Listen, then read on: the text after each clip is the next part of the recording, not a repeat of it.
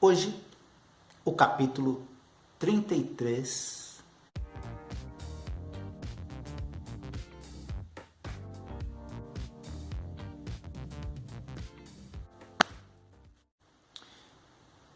E neste capítulo é o início onde Elvis começa a machucar o coração de Priscila de uma forma que sabemos no futuro irreversível. Aproveitem o capítulo 33 de 40, estamos chegando ao final do nosso projeto audiobook e no final eu volto para um bate-papo. Capítulo 33. Quando senti o bebê mexer pela primeira vez, compreendi plenamente a alegria intensa de carregar nosso filho.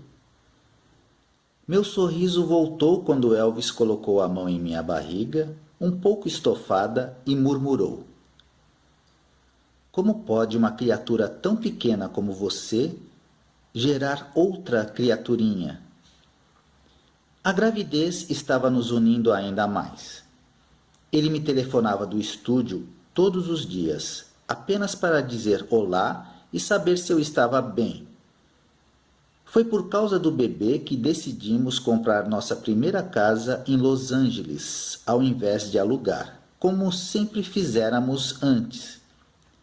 Enquanto ele filmava, eu percorria a área de Beverly Hills, Bel Air, à procura de uma casa conveniente. Mais tarde, naquele outono, quando estávamos no Arizona para as filmagens em locação de Stairway Joe, encontrei em Variety o anúncio de uma casa que parecia perfeita, em Towsdale Estates, completamente mobiliada. 3 quartos, um chalé para hóspedes, piscina e uma boa segurança. Voei de volta a Los Angeles. A casa pertencia a um eminente proprietário de terras que se divorciara recentemente. Com um bar embutido, móveis antigos e uma coleção de obras de arte, era muito diferente de Rocca Place, onde cada quarto era decorado de acordo com as especificações de cada empregado. Um tapete diferente, uma cor diferente, um estilo diferente em cada quarto. Infelizmente, eu tentara satisfazer aos gostos de todos e o resultado fora a indigestão arquitetônica. Desta vez, poderia viver da maneira como gostava. Mudamos para a casa nova assim que Elvis voltou do Arizona e começamos a arrumar o quarto do bebê. Eu só pensava como era feliz, como a vida era maravilhosa. Como não podia deixar de ser, recebi muitos conselhos sobre o que deveria e o que não deveria fazer durante a gravidez.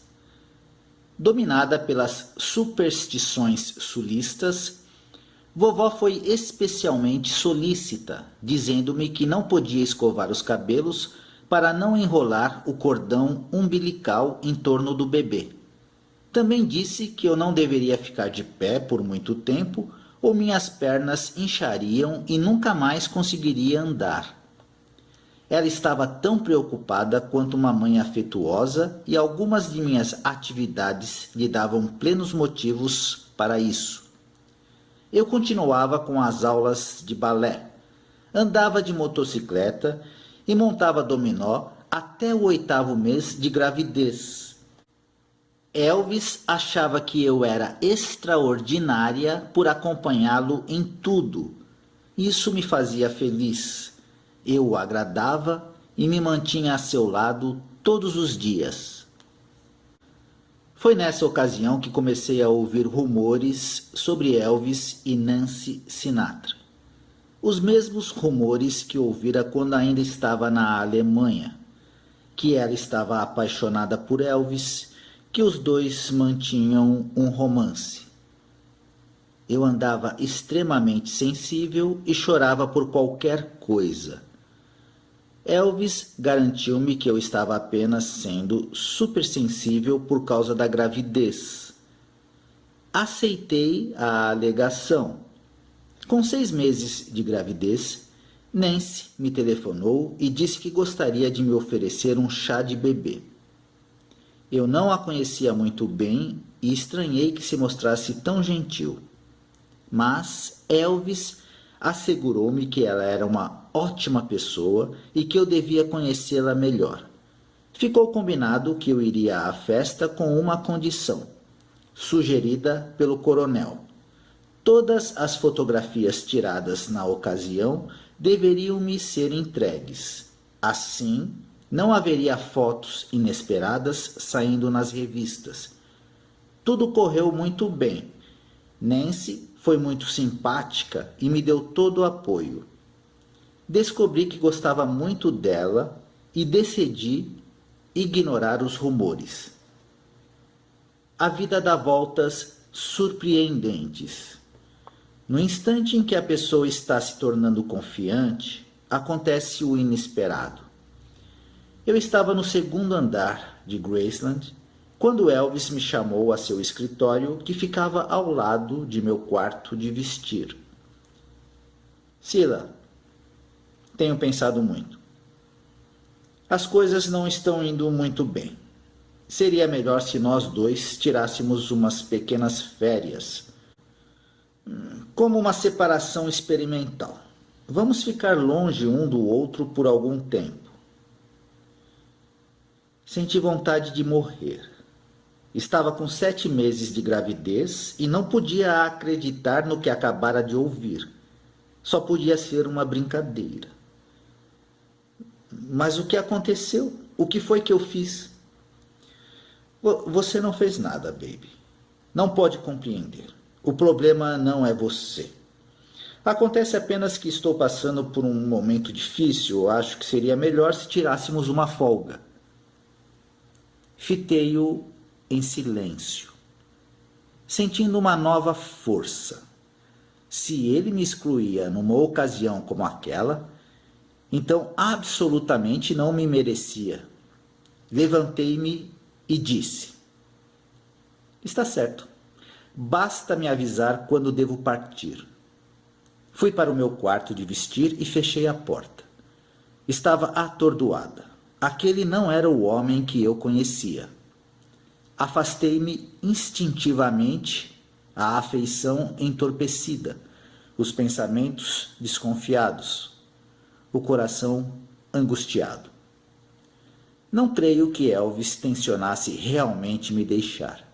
Não era o seu estilo. Mais tarde, compreendi que ele também tinha dúvida sobre a maneira como um bebê afetaria nossas vidas. Seu público o aceitaria como um pai. Ele nem mesmo tinha certeza se as fãs haviam aceitado o fato de ele se tornar um marido.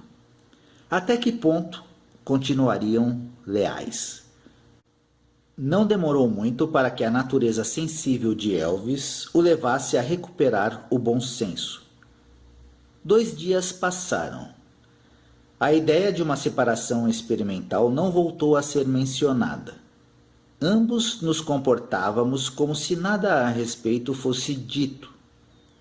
Era em ocasiões assim que eu gostaria que nós dois tivéssemos a capacidade de nos comunicar um com o outro realmente, confrontando nossas inseguranças, medos e frustrações, em vez de pretender que os sentimentos não existissem. Provavelmente ficaríamos surpresos ao descobrir como éramos capazes de uma profunda compreensão. Não pude escapar ao impacto que suas palavras tiveram em mim, deixando-me com um sentimento de dúvida. Enquanto minha gravidez prosseguia, ainda nos empenhávamos em brincadeiras duras.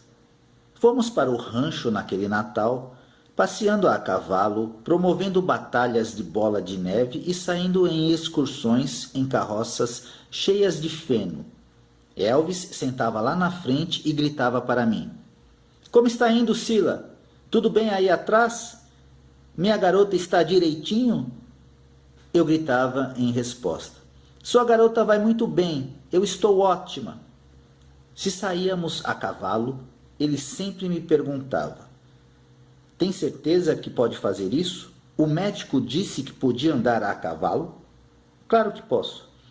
Eu estava determinada a não pedir um tratamento especial. Foi somente no último mês, mais ou menos, que reduzi minhas atividades.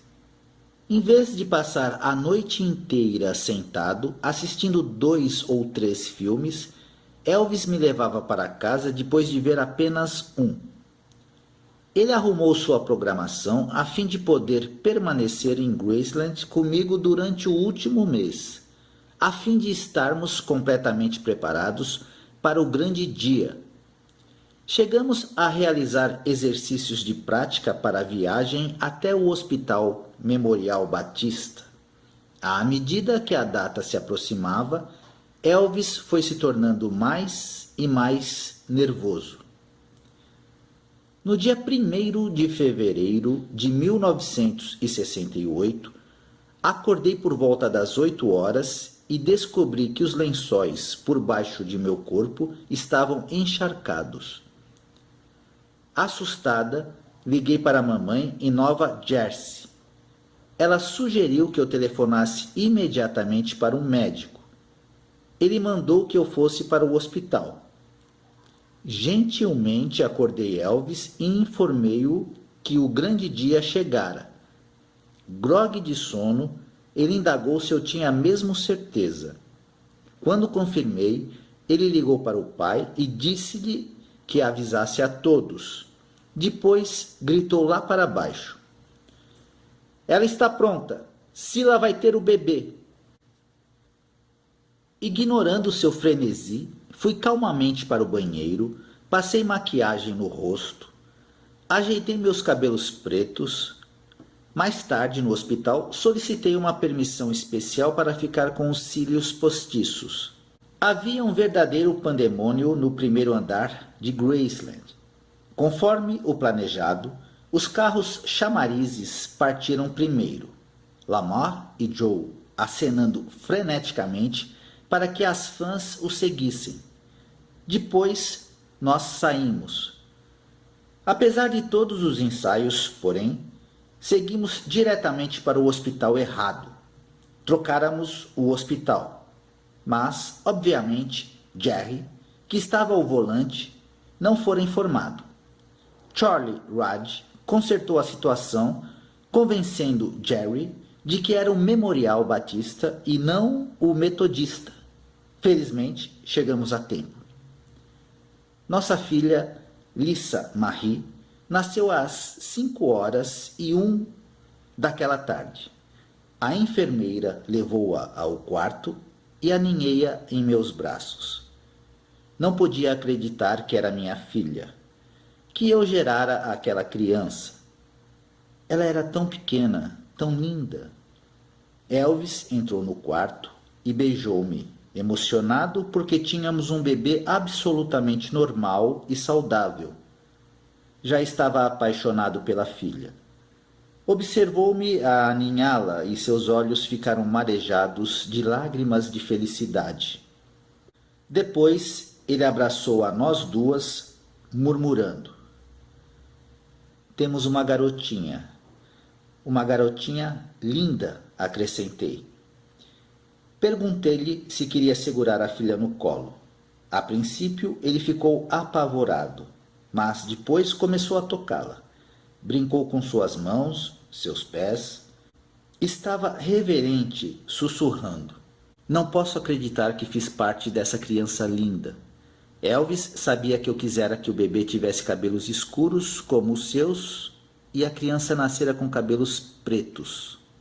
E ele comentou: ela é perfeita. Até mesmo a cor de seus cabelos é a certa.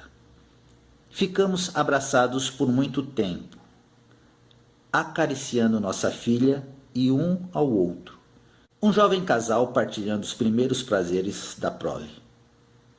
O homem que esteve no quarto de hospital naquele dia foi o homem que eu amava e sempre amarei. Ele não precisava tentar se mostrar forte, determinado ou sensual. Não tinha medo de exibir seu afeto e vulnerabilidade. Não precisava se comportar como Elvis Presley, o superastro. Era apenas um homem, meu marido.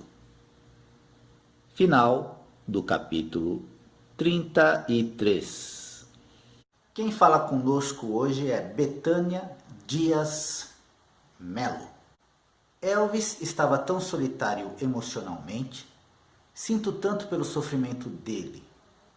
Eu me apaixonei pelo ser humano, pelo bom coração de Elvis, sem contar o insubstituível artista que ele sempre será. Eu tinha apenas 6 anos de idade quando ele faleceu e chorei bastante. Então eu me encantei com um jeito especial incrível de Elvis cantar, atuar, pois a aura dele era linda e serei eternamente fã de Elvis Presley. Elvis, gratidão por tudo, pois a música se tornou uma parte do paraíso na Terra com a sua genialidade artística. Te amo. Tá aí o recadinho da Betânia no detalhe.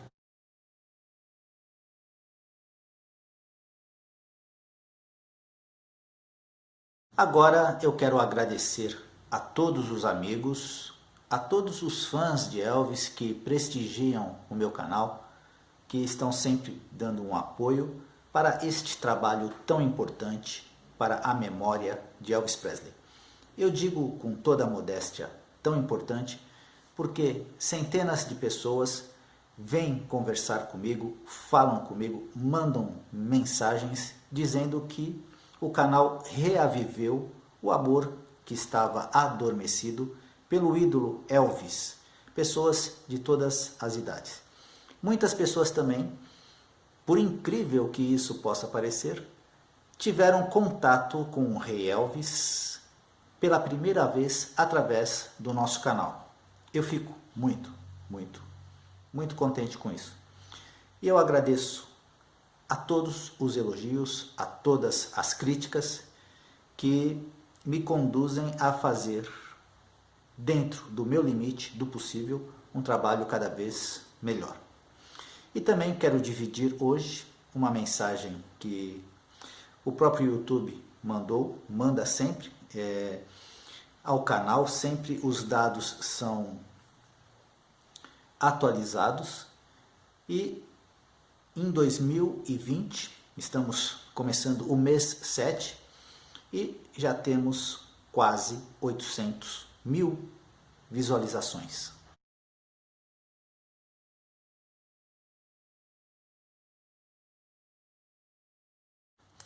Eu desejo a todos os amigos, as amigas, um ótimo final de tarde. Durmam muito bem, descansem e que vocês possam usufruir de um final de semana com bastante alegria, com bastante energia. Nos vemos semana que vem. Elvis Ever, Forever.